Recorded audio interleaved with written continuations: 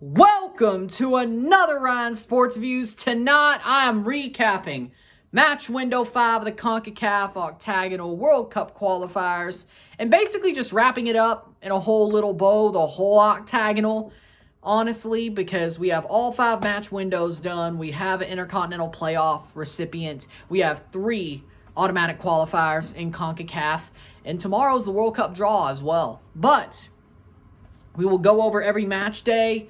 We'll talk about each match a little bit. We'll talk about the final table. And now we'll compare the final table to my pre-Octo predictions and my halfway predictions, which weren't so bad for the top half. For the bottom half, they were bad. But with that being said, we'll get into that. But first off, we'll start with match day 12. Jamaica versus El Salvador, 1-1. This match eliminates El Salvador from playoff contention because they were still, by the start of this window, let's remember, they were still possibly alive for playoff contention. And they had to win every match, and Costa Rica had to bottle and get off their great form of recent. And Panama, well, they did bottle, but not enough for probably El Salvador to get up there. But Jamaica versus El Salvador, Jamaica draws in Jamaica. Looks pretty okay. Not the best matchup in Kingston, but did it really mean anything? No. Did it have a meaning? Yes, but let's be honest. Did anybody think El Salvador was really going to make that type of run? No, not even me. Panama versus Honduras, 1-1 in Panama. You could say this was really the death knell of Panama's chances of making that playoff spot, especially with the Costa Rica-Canada result. Yeah, they got bodied by the USA, but even if they had won, Panama beat Canada, but Costa Rica beat the USA at the end of the window. So this draw pretty much ruined them had everything else been the same. Even if they were still alive going into match day 14, I would say pretty much drawing to Panama would honestly have finished. Drawing to Honduras for Panama pretty much finished them this whole window. And then getting blasted by the U.S. didn't help either. But the Panama-Honduras result really was the one that finished them, if we're being completely honest. Mexico versus USA, 0-0 at the Azteca. Nobody had their shooting boots on. Nobody. Absolutely nobody. Mexico plays horrible at the Azteca once again. USA plays up to them with a sort of rotated lineup. But they kind of go for it. Doesn't really matter against Panama, so I guess Matt Doyle was wrong about them basically emptying the tank there and basically screwing it over against Panama. But remember when that was a thing? Matt Doyle was basically like, no, they should rotate completely in Mexico and go for Panama. They shouldn't go for it in Mexico. Remember when that happened? Didn't go the way he thought.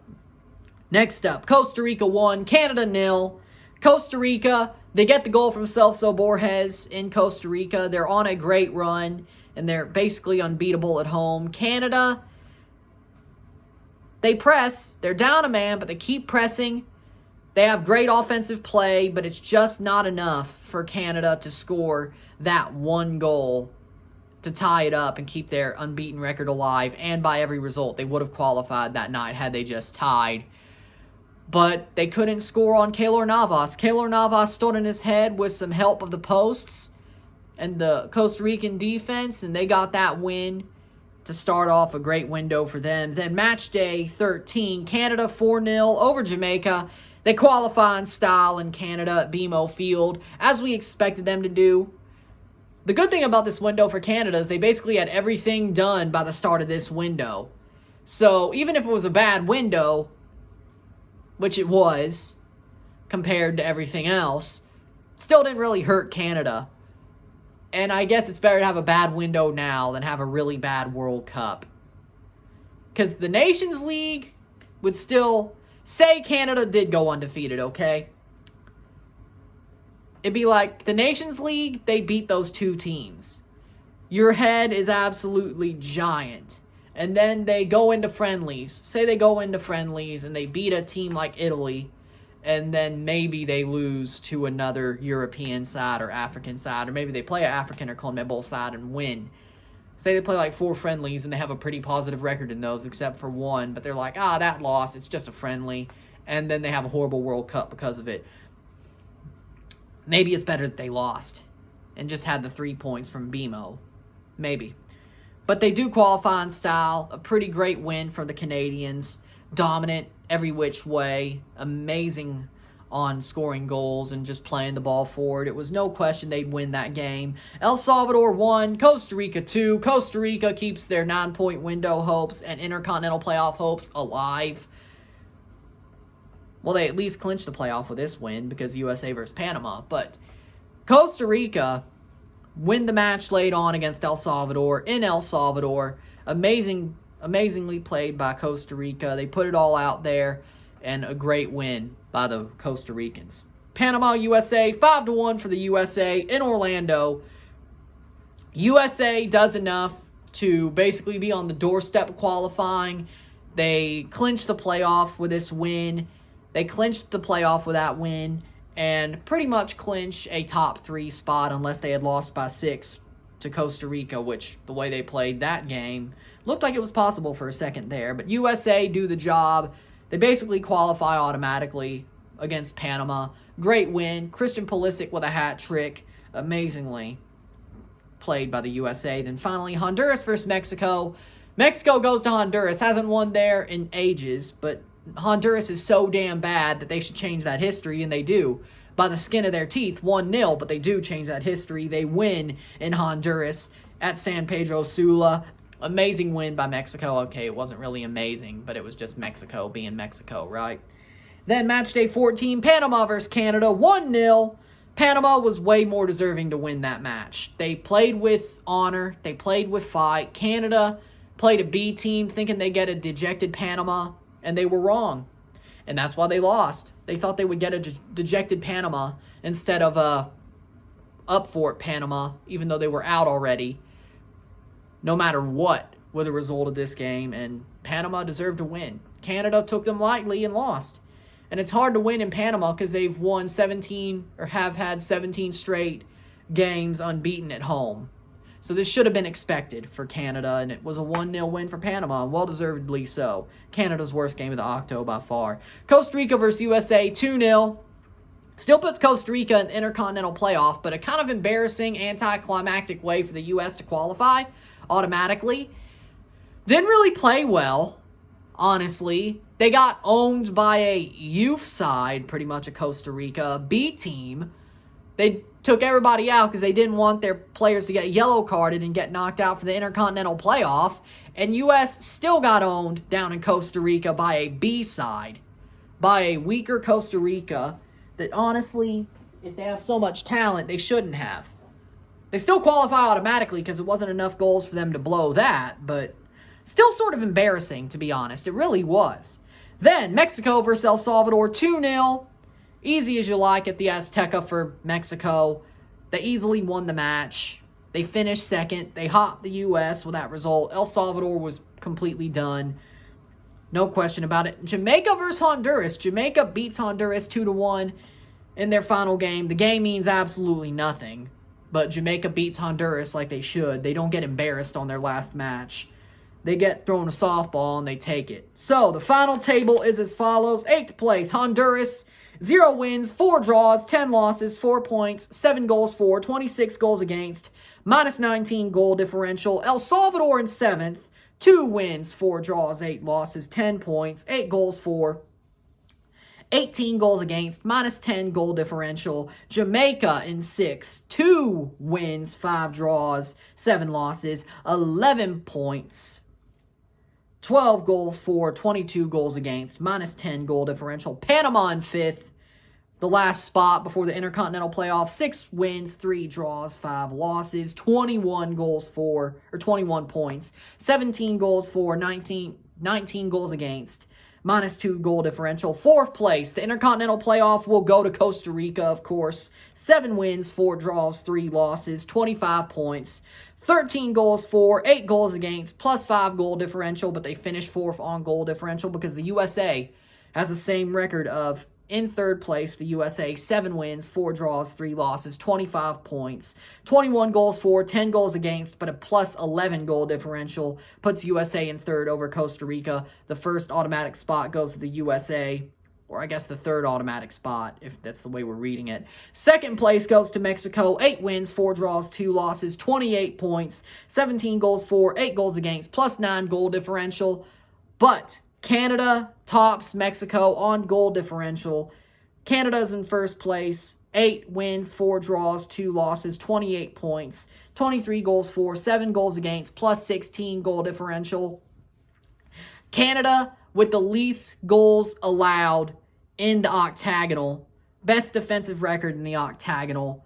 First place, top of the Oct. Amazing run by Canada. As I said, they basically got it all done in the first 4 windows. The 5th one was just, when do they qualify?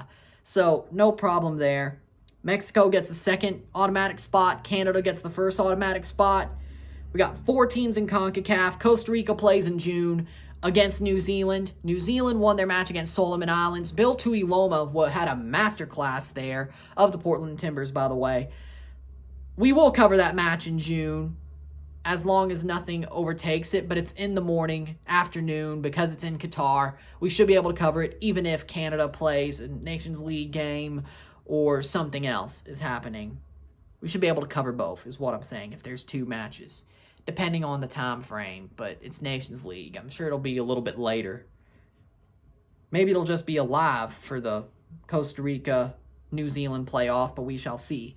So, compared to my first predicted table, the final table looks like this. I had Panama in 8th, 0 wins, 0 draws, 14 losses, 0 points, 8 goals for, 37 goals against, minus 29 goal differential. Panama over-exceeded my expectations from the first table by a lot. I did not expect Christensen to take them that far, to take them just knocking at the World Cup or that Intercontinental playoff spot. A great performance by Christensen and the Panamanian national team. Much better than I expected. Much better than anybody expected, or at least I expected. They looked finished at the Gold Cup. The Honduras team that I thought would finish 4th before the Octo, and the Panama team that I thought would finish 8th before the start of it because of the Gold Cup. I thought Panama would have finished 1s and not Honduras. Turns out was the other way around. 7th place, I had Costa Rica. 2 wins, 0 draws, 12 losses, 6 points, 8 goals for, 34 goals against, minus 26 goal differential. Again, another team that I thought was finished because of the Gold Cup. And Costa Rica, again, finished 4th. They do still finish above Panama, just not where I thought I would have them finish. Another big differential from what I thought would happen. Costa Rica showed that they still have one last rodeo in them. And they did amazingly under Luis Fernando Suarez. A good team that Costa Rica was. They're not finished either. They have one last rodeo, and they made their last rodeo possibly 80% likely get to a World Cup. I think they should beat New Zealand, but we shall see in June. Number 6, I had El Salvador in 6th. Was 5 wins, 0 draws, 9 losses, 15 points, 17 goals for, 20 goals against, minus 3 goal differential. I wasn't that far off with El Salvador. I mean, with a goal differential and goals for and all that, I wasn't far off, but I had them 6th. They ended up 7th. Not totally bad, frankly. Not a totally bad pick at the start of the Octo. I liked their project under Hugo Perez. Their record isn't as good, but they still finished 7th. Octo was a lot closer than I expected it to be, like throughout it, not just the top 4. But I still like El Salvador's project for the 2026 World Cup. I think they should make that. 5th place, I had Jamaica, 6-1-7, 19 points, 19 goals for, 23 goals against, minus 4 goal differential. They're down a place from what I predicted them to be, and their record wasn't as good. But they still, you could say that 5 of those wins became draws, but not a bad prediction per se. Jamaica definitely isn't as talented as the other teams in CONCACAF, or at least their managing made the talent look completely bad. Let's put it like that. But Jamaica falls a place in the true final table. but not far off. I mean, it was kind of far off with the record, but placing-wise, not far off. Honduras, I had them in fourth with 6-1-7, 19 points, 19 goals for, 19 goals against, 0 goal differential, but they got fourth on goal differential because of their history and experience, but Honduras actually finished 8th and didn't even win a game. Again, as I said, I thought Panama and Costa Rica were the finished ones, not Honduras. Turns out the way it ended up, Honduras was the finished ones in CONCACAF, and Costa Rica and Panama had a good last rodeo, and Costa Rica's last rodeo just went a bit further. Third place, USA, 11-2-1, 35 points, 31 goals for, 13 goals against, plus 18 goal differential. I called it. I had USA third at the start of the Octo, and guess what? They ended up third. Now, the record isn't as good. I thought Canada, Mexico, and USA would beat up on everybody else and then pick up points off each other, but goal differential would basically answer who finished first. Mexico, I had Canada in second before the Octo, 11-2-1, 35 points, 34 goal differential, or 34 goals for, 10 goals against, plus 20 goal differential. I thought all they would do was lose to Mexico at Azteca. Everywhere else, they would win or draw. They actually had 2 losses, and they had 2 more draws than I expected, but still not far off. They actually finished first. They had about the same goal differential as I expected them to have, about the same ratio. Pretty good prediction. I didn't think Canada would finish first at first. It was halfway where I really started to realize they could do this. And then Mexico in first, who I thought were the kings of CONCACAF at the time. 11-2-1, 35 points, 38 goal differential, or goals for, 12 goals against, plus 26 goal differential. They finished second under Canada by goal differential. I called that too. The goal differential would consider the first 4 or 5 spots. Well, it did. The first 4 for the table. Mexico finishes first over Canada. They actually finished second. Canada finished first, but I wasn't far off there with the situation. Then halfway, let's go over that table. Honduras in 8th on my halfway table. 0-4-10, 4 goals for, 8 goals, or 4 points, 8 goals for, 26 goals against, minus 18 goal differential. I got it right on the money halfway through. They allowed 1 more goal than they scored 1 less goal than they allowed, or scored 1 less goal than I thought they would. Minus 19 goal differential, but exactly what I thought would happen. They basically finished exactly what I thought would happen halfway. 7th place, I had Costa Rica, 2-3-9, 9 points, 8 goals for, 21 goals against, minus 13 goal differential. I didn't think they'd be this good after November. I did not think at all that Costa Rica would be this good and make this run. I still didn't believe in them, and that was wrong for me, frankly. What a great run, again. I thought they were finished. No, they weren't. Number 6, El Salvador, 2-4-8, which isn't really far off from their actual record. 10 points, 8 goals for, 20 goals against. Again, not really far off from their actual goals for and goals against numbers. Minus 12 goal differential. Their actual goal differential ended up better, but they ended up being 7th. Not really far off with that prediction, I think. Jamaica in 5th is what I had on the halfway table. 4-5-5, 17 points, 13 goals for, 18 goals against, minus 5 goal differential. Not really, they didn't do as well as I thought on the final table. They ended up 6th, where Panama ended up 5th. Jamaica, not as best of a run as I thought under Paul Hall, that they would have under Paul Hall. And they finished 6th, but still not that far off. The Costa Rica one was the bad miss on the second halfway table, Then Panama, Costa Rica were the bad misses on the first table, but I still didn't believe in Costa Rica. 4th place, I had Panama, 7-2-5, which wasn't far off from their actual record. 23 points, not far off from their actual point total. 19 goals for, 15 goals against. Again, not really far off from their actual goal numbers. Plus 4 goal differential, which really wasn't off much from their actual goal differential numbers. But Panama got their soul snatched when Davies scored that goal, and they just could never recover until it was too late. They did get revenge on Canada. They got their soul snatched by that Davies goal.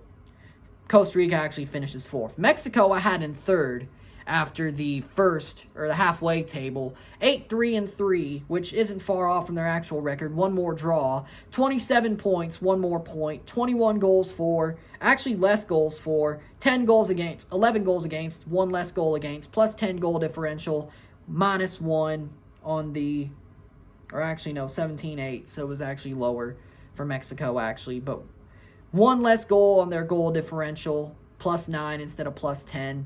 But not really a bad prediction. I didn't think Mexico would have that good of a window, this window, and I didn't think USA would absolutely choke against Costa Rica or choke against Mexico, which I think is where that extra loss came from, probably.